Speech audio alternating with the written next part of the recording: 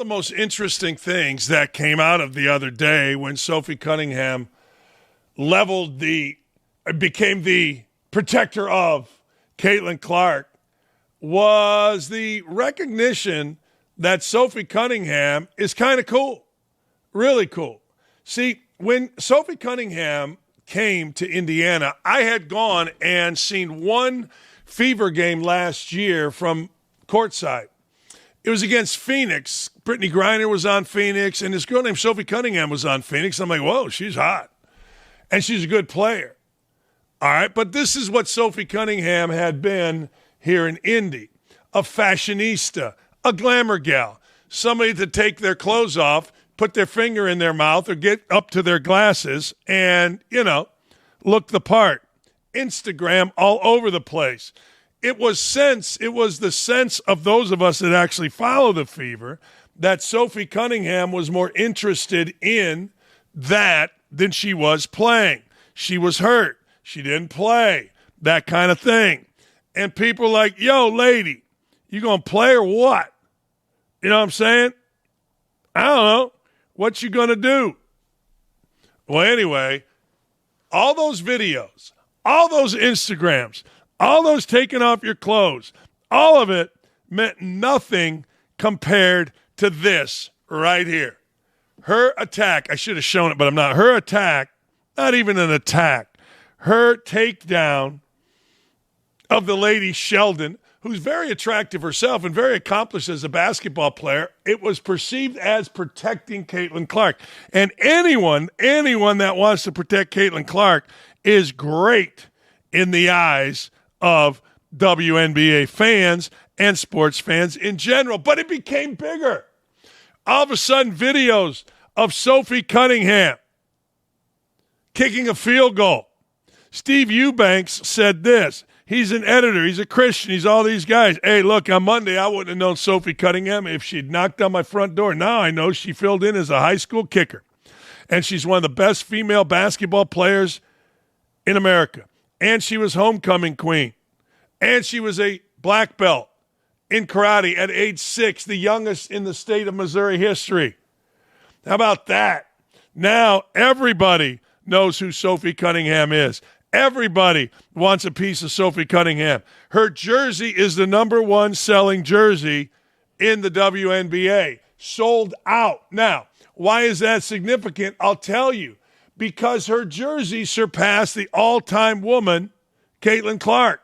The most popular woman ever in the WNBA, Caitlin Clark, got her jersey surpassed by Sophie Cunningham. Why? Because Sophie Cunningham stood up for Caitlin Clark. She did all of these Instagrams. She did all of this stuff. And next thing you know, it all didn't matter. It didn't matter. I mean, I'm looking at her Instagram now. She's on the beach half naked. Didn't matter. You know what's now matters? That she had her moment. 591,000 followers on Instagram. That's right. Now people are recognizing, like our Clay Travis, man, she's hot as hell.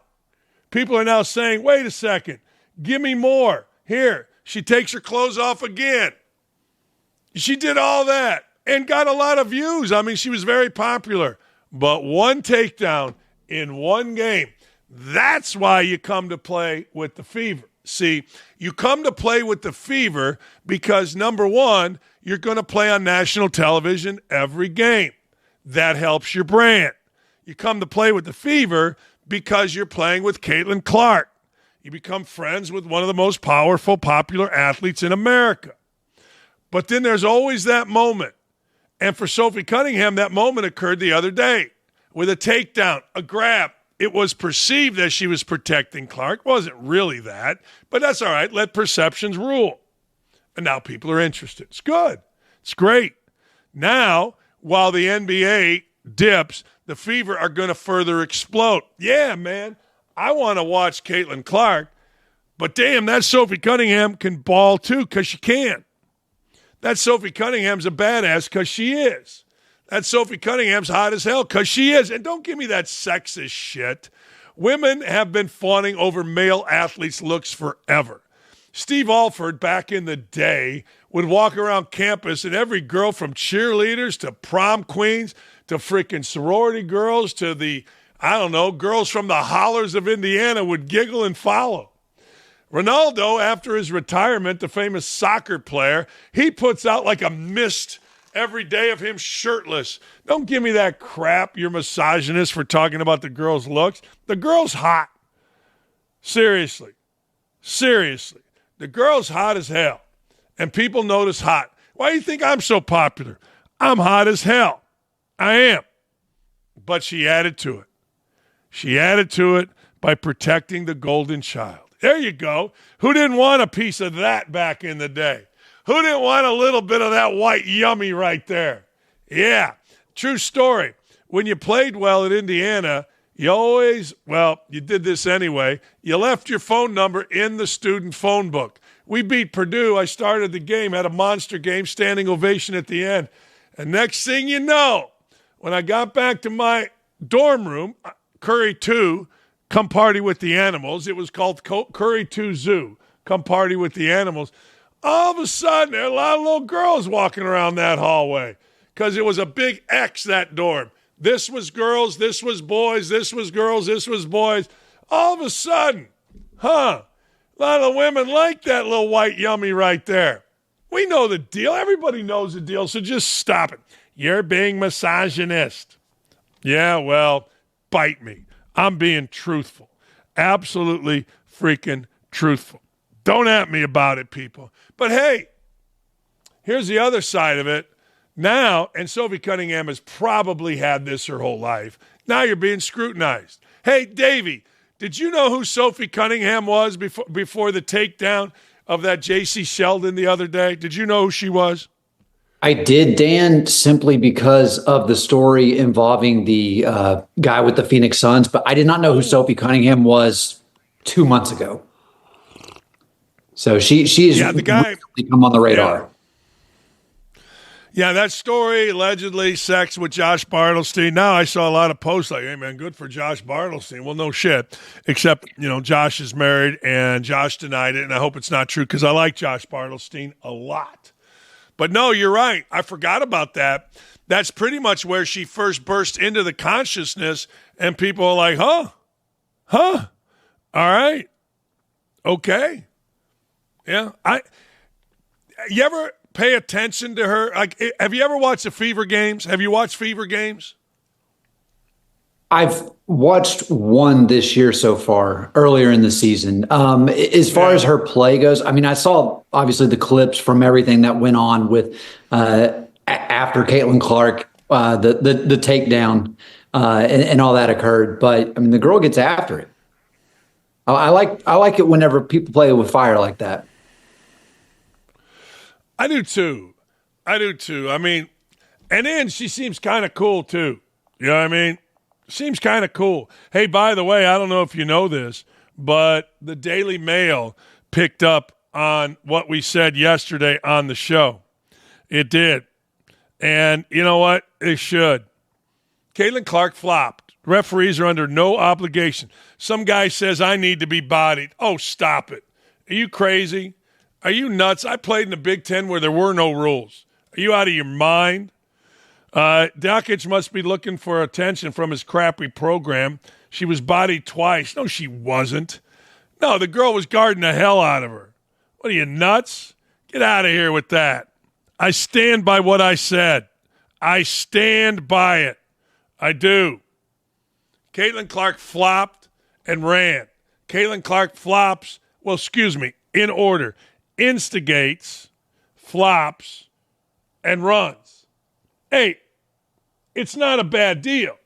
It's not bad business. Hey, let me ask you, I put this out on a Twitter poll yesterday, Davey. Let me ask you a question. Caitlin Clark has a brand. That brand is a victim. She's a victim of bullying. She's a victim of lesbianism. She's a victim of racism. All right.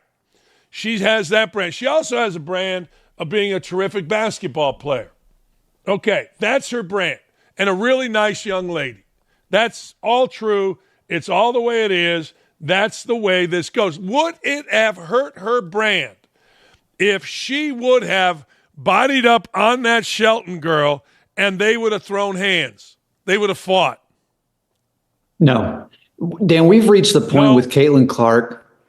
I don't think she can do any wrong on the court. Like, her fans are bought in, and it doesn't matter. We were talking about this earlier. It's one of those things where I kind of compare her to Donald Trump in the sense of, if you are a fan of her, you are going with her till the end. And it's like, as somebody that agrees with Donald Trump, we'll say like 85 to 90% of the time, I'm there. But if it's the other 10 to 15% and you say something, then people are going to call you out no matter what. They're going to go with that person who is at that level of fame, and they're going to ride with them till the end.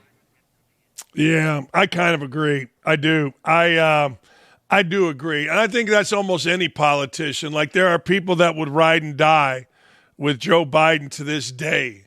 You know, there are people that'll tell you Pelosi's the devil. There are people that'll tell you Pelosi's done more good. Every politician seemingly has that. And I think you're absolutely right about Trump. I do. And I think you're absolutely right about Caitlin Clark.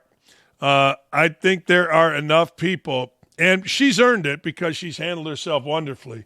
But I will say this, Stephen A. Smith talked about this. She's getting a lot of this, and she started this back with all that face stuff that got thrown back in her face by Brittany Griner. She's not innocent in all this, I guess, is what I'm saying, Davey. I know it'd be hard for people to say what I just said because they don't want the heat that comes with it, but she ain't all that innocent in all this going back to her college days, my opinion.